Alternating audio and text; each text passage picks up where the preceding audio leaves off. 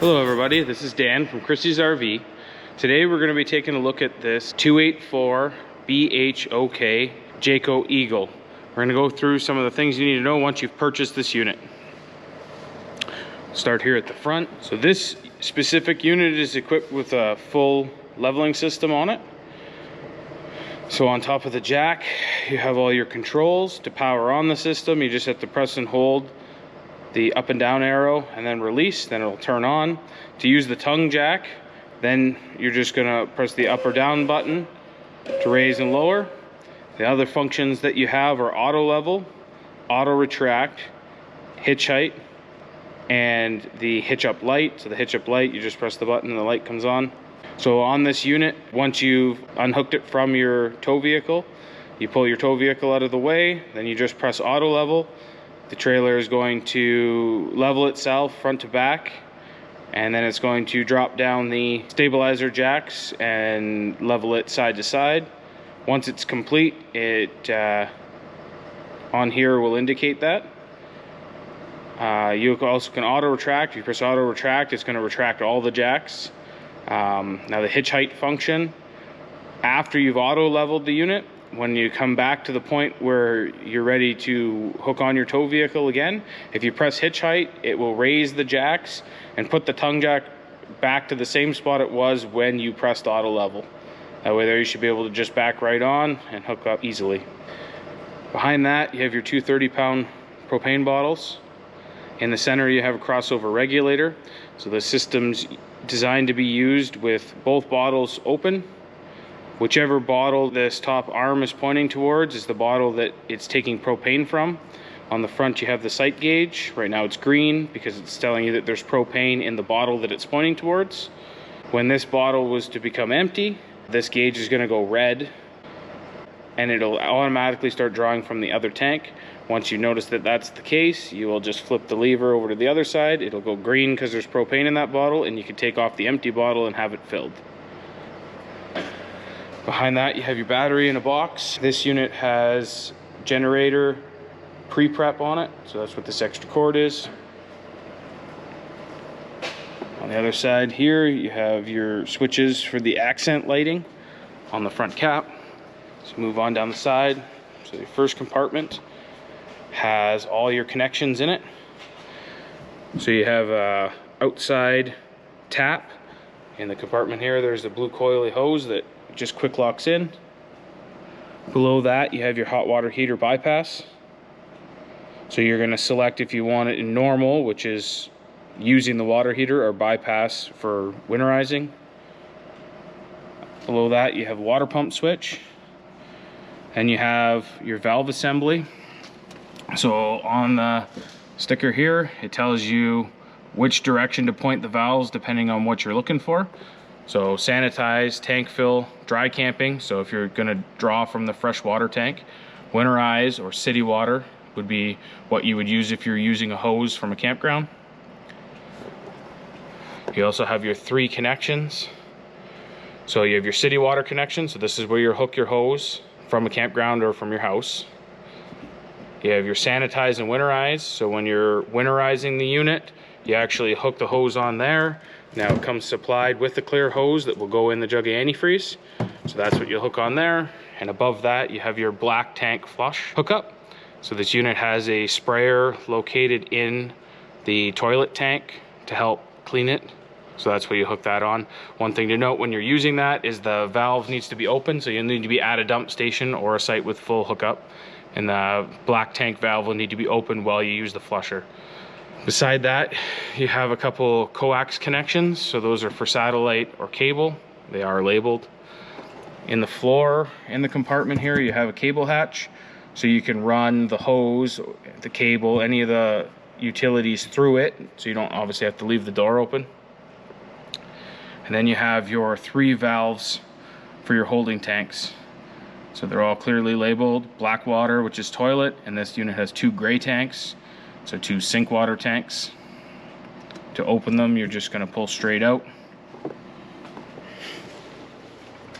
Next here, you have the water heater. So to access the water heater, you're just going to twist the little catch there.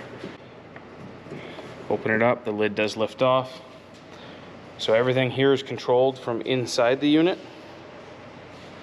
So the only reason you may need to take this off is to drain the hot water tank. So the plug is down here. One thing to note is that you need to make sure there's no pressure in the system before you pull the drain. So you want to open up the taps inside the unit, make sure there's no pressure. One other thing, this is your pressure relief valve. It is normal for them to drip slightly. So if you notice a little bit of water coming out of there, it's completely normal.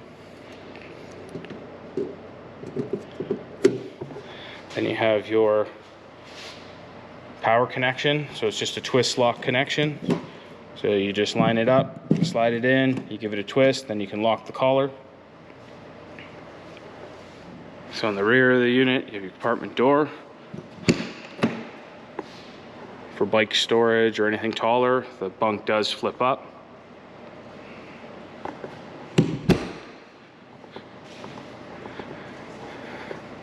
This side, you have your outside kitchen. So open it up. You have your sink, fridge inside. The fridge inside at the top corner has your controls for temperature. This fridge is only electric, so only works when you're plugged in. In here you have a GFI receptacle. Because it's in a wet location, there is a test and reset buttons right directly on it. It also has pre-prep for a television out here. So it has a hookup for it, plug in, give you a couple light switches, and a USB plug-in. Beside that here, you have a light switch for the step lights.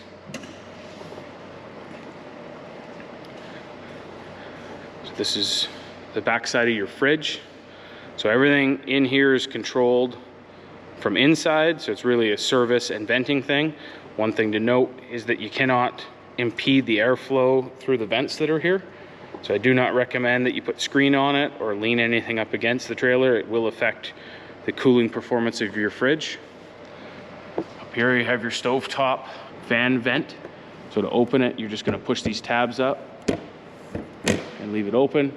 For travel, you should close them. You just got to push it closed till it snaps. It's your furnace, service port, and exhaust. I'd be cautioning you that it will be hot when the furnace is running. So this unit has the flip downstairs from inside. So once the door is all the way opened, you're just going to pull down on the steps. So on the steps themselves, the legs are adjustable. You'll just push this tab up and adjust the legs in or out depending on how level the ground is or whatever you need. Both sides are adjusted independently. So when you walk in the door, first thing you have is some light switches. First one is the exterior light under the awning. Then an interior light and the other interior lights. Above that you have your monitor panel. So everything is controlled through here, or can be controlled through here. So there is light functions you can turn on through here. You can go through the individual screens. We'll do awning first. So you're just going to select awning. You're going to press extend and hold it. So the awning's going to go out. So this awning is adjustable pitch-wise. Another thing to note for these awnings is that they're not intended for bad weather. So if you have heavy rain, heavy winds, you really should be rolling it up. So once it's all the way out, you can adjust either arm for your pitch. So you got this bottom arm here right beside the yellow sticker. You're just going to pull it down. Like I said, one side or both, whatever you feel like you want. The only thing you need to do is put it back up to straight before you close the awning. And to retract the awning, you're just going to do the same thing. You're just going to press and hold retract. The awning is going to roll up. So the other selector here, you can go down is to slide out. So if you want to select slide, then you can just press extend and retract to do that. Before you extend the slide, I would recommend that you have a good look and make sure nothing has fallen down beside or on top of it, because it will cause damage. So then you just press and hold extend. One other thing to note with the slide outs is they are only sealed if they are all the way out or all the way in.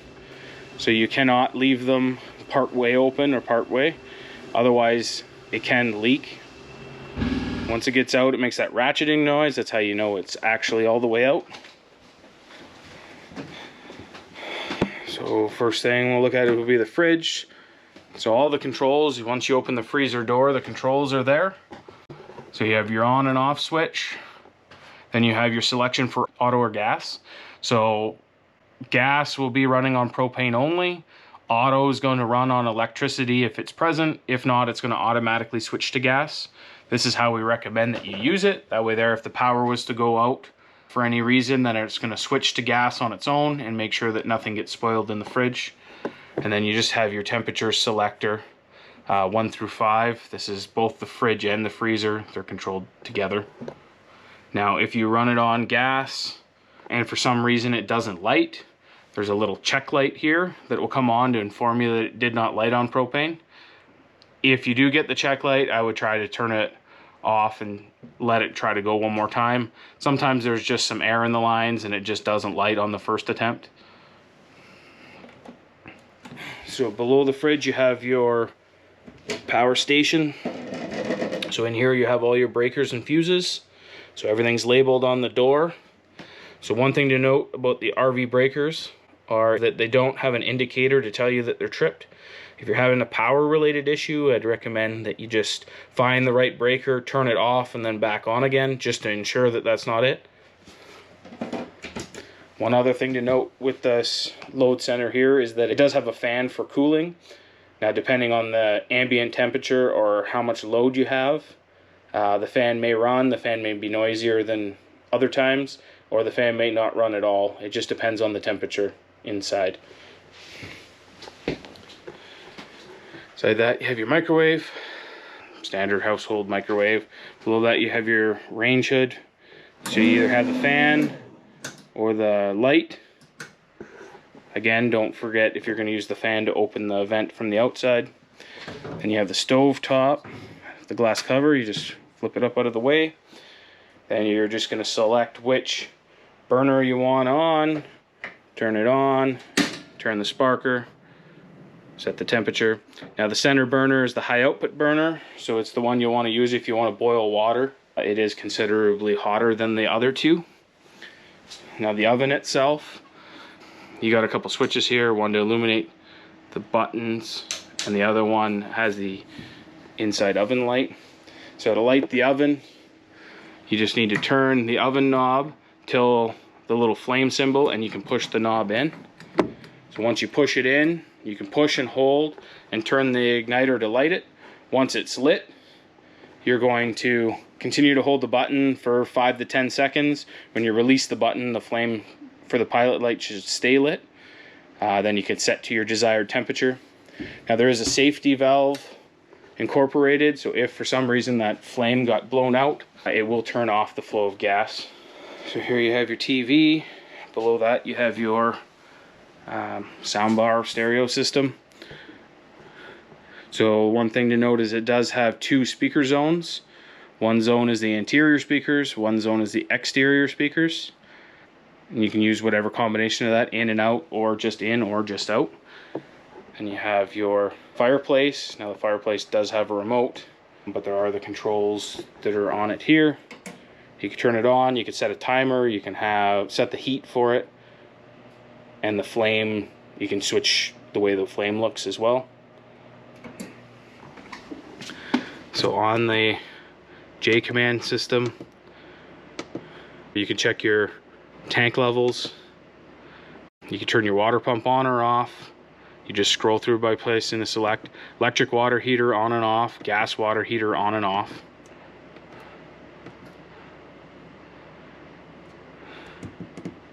So you can set your air conditioning, cool, furnace. So when you turn the furnace on, it's going to run for approximately 30 seconds before it lights as a safety precaution. Then either once you turn it off or it comes to the desired temperature, it's going to run for another 30 seconds with the flame off, again for a safety precaution. So in here you can select with the furnace running if you want the air conditioner fan to run to help circulate the air. It'll tell you what the temperature is inside and what you have it set at. Again, you just scroll through. So if you wanted to set the temperature differently, scroll to set temperature and set to whatever your desired is. The mode one is the one that you could scroll through. So when you have the air conditioning on, your choices are cool and cool auto. So cool auto will shut the fan off when it comes down to temperature. Just regular cool will keep the fan running but just shut the compressor part of it off. Then the other function you do have is just the fan, which will run just the air conditioner fan but not do any cooling. So in the bedroom, when you walk into your right, you have the light switch for inside. Above it, the little thing here is the temperature sensor. Above that, you have a marked location if you wanted to add a television in here. And then you have all your connections up on the ceiling. So each side of the bed, you have plugins and USBs. And then on each side of the cabinet here, you have light switches for the lights above the bed. So the door to the bedroom has a little travel strap. So this does need to be strapped all the way open when you're driving. So it's just a button, pull it off, close the door. There is a latch for the inside, so you can latch the door closed so people can't open it from this side.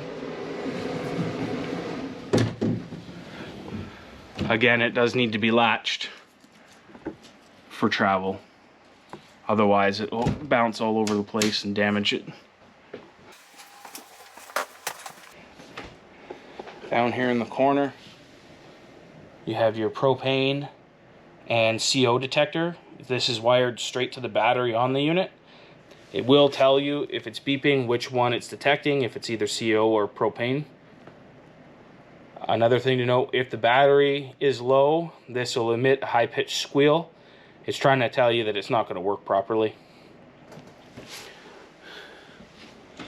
Again, you have a temperature sensor on the wall. In the bathroom when you walk in, you have your light switches and the fan switch for the vent. Trailer has a toilet with a foot flush. So on here, if you partially depress the pedal, all you're going to do is add water to the bowl. Step on the pedal all the way, it will flush the toilet.